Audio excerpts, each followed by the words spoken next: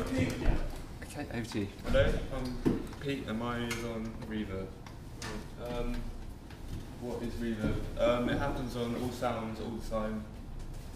It's basically sound waves being reflected off, walls and objects, and then they come back and they hit us, and they hear, and we can hear them.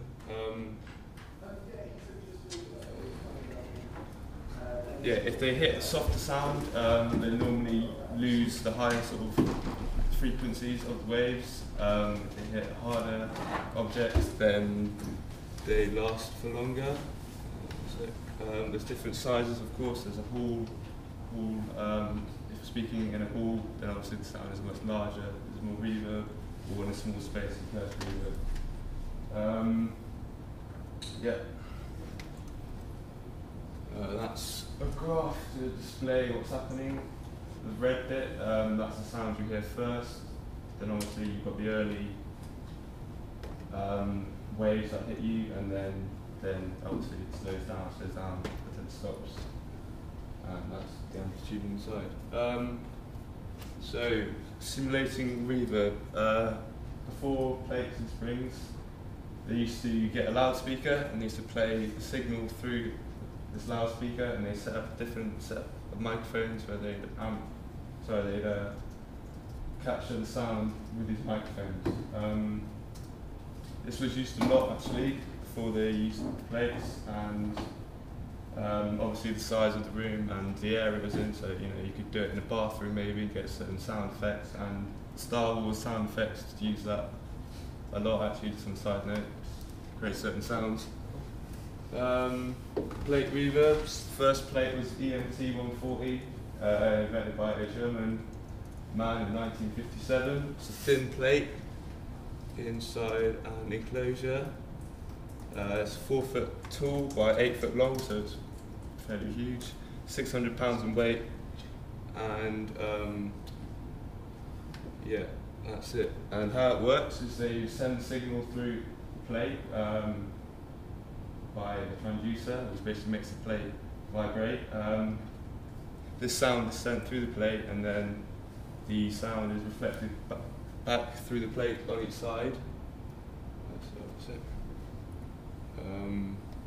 They were good because you didn't have to use a room now, you could just use a plate, which is obviously saves space in the studio, but because they're very, you can hear them a lot, they still need to be kept in a special room, otherwise you get the reflections going. This is an example of plate reverb, using a Rolling Stones tune, Monkey Man, on the piano and on the drums.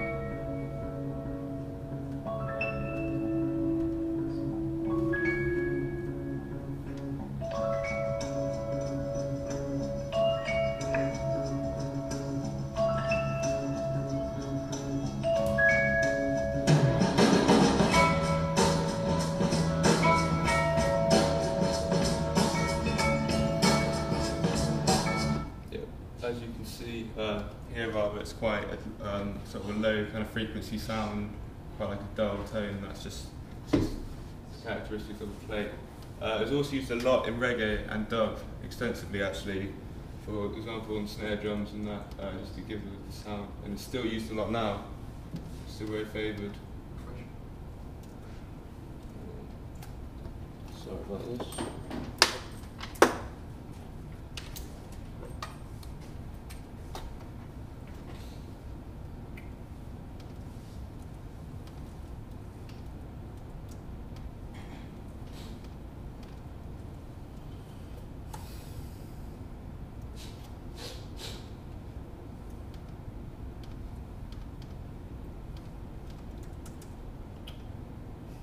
Takes a while.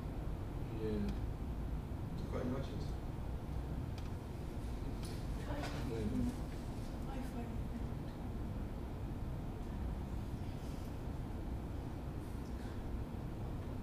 One left to there. Got the above button, Sorry about that. Yeah, on the snare at the start, I'll play again. On the plate, the snare.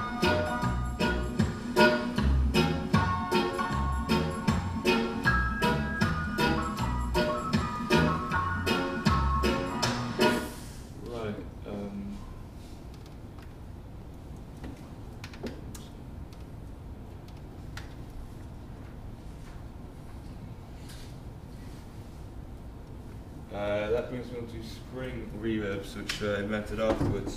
Spring reverb is just a long spring in an enclosure. There's often one or more springs. Same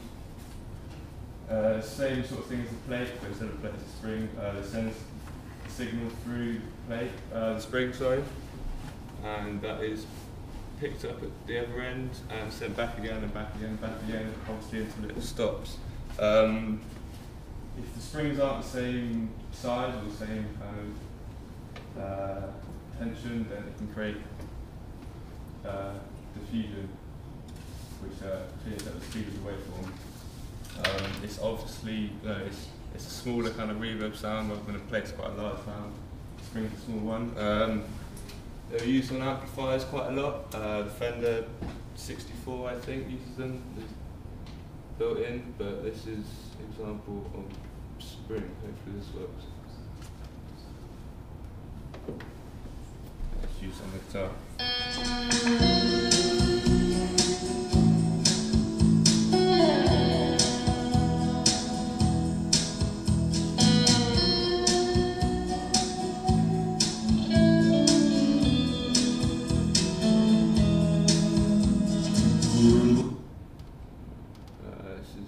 Diagram of how it works. So it's going in and it's going back again. You've got the early reflections which go straight away, and then you've got obviously it keeps going back and forth until the spring stops moving. So that in 1976, the EMT250 was made. Algorithms were made by Dr. Barry Blesser. He started Lexicon, I think, in 1971. Very expensive, £20,000 and only 250 units were made, 16K of memory, 1 in and 4 outs. There was a later version, the EMT 251, which was improved on the high frequency response, but apparently didn't sound quite as good as the other one. They're still in use now, they're obviously worth a lot. It's a photo of it, it's quite big.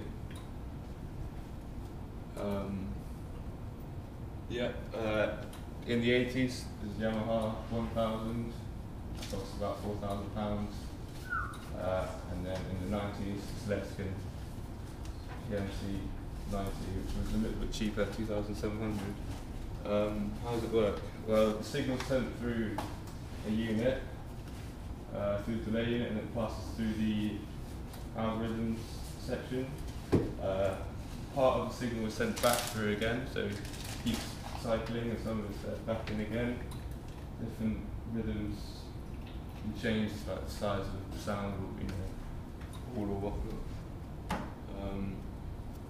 That's the thing is, the sound's going in, it's going through the algorithms, and it's going back. Some of the sound is just going straight through, and some of it's going through a different gain box as well to produce the reverb. Parameters of the reverb is the algorithm, which changes the room's size, which means obviously you can change the size of the room to small or large. Diffusion, which changes how many kind of reflections there are, so the angles, the decay time, how long it takes for it to start, pre-delay, how long it takes to start, and the EQ of the reverb. This is an example of digital reverb on the drums of this tune. See what you mean? Sounds really good, I think, hasn't it?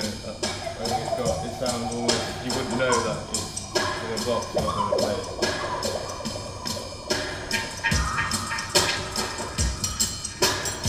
And this is another example of a saxophone I recorded with my mate. This is a Lexicon plugin, I think.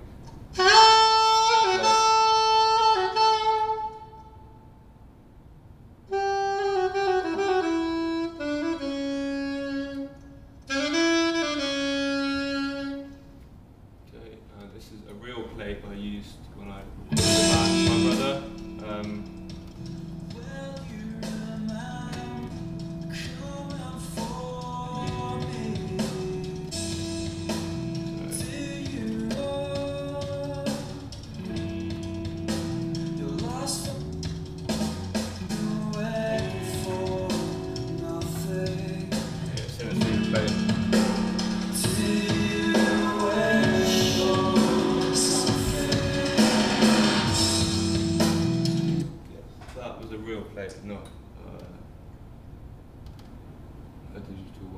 So effects using reverb.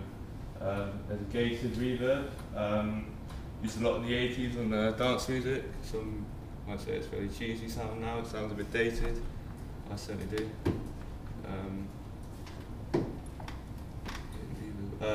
Producer Mutt Lance used this a lot. He was a bit he was the one who kind of made the sound himself.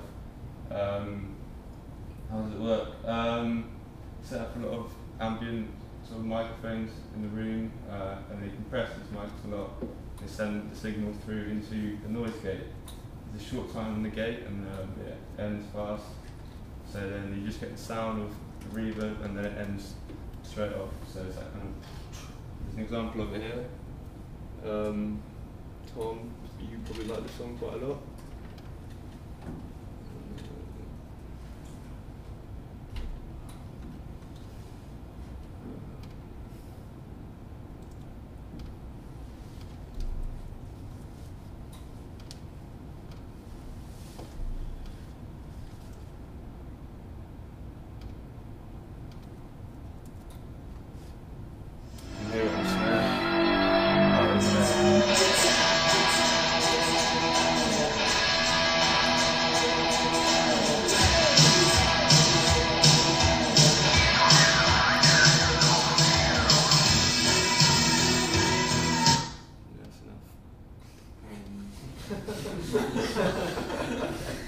But yeah, you can hear the snare sounds. Obviously, it sounds huge and then it stops very suddenly. Recording live, drums are often recorded in a very live room because it sounds very natural. Get the sound of the room. Whereas the vocals are often recorded in a small booth, so that's completely flat, it's completely dead, so that you can add, the amount of reverb afterwards. Creative uses of reverb. Michael Brower, who produced Coldplay's Violet Hills, the track didn't really have much on at all, apart from the vocal sound was really wet, and it made the vocal sound huge, very atmospheric. In dance music, now Flying Lotus, he might record the actual bus of the reverb and sidechain this to the kick, drums, and that gives a kind of sucking atmospheric effect. That's quite a creative thing to do.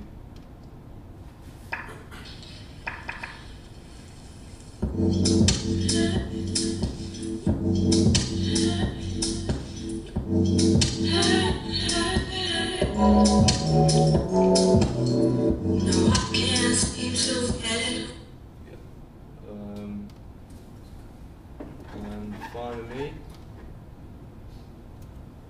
what's best? It depends from a personal point. I think for the song, if we're doing an old kind of 65 dub tune, then if you can get hold of a plate, then obviously that would be sweet. But if not, I think the software plugins are really good. They obviously take up less space.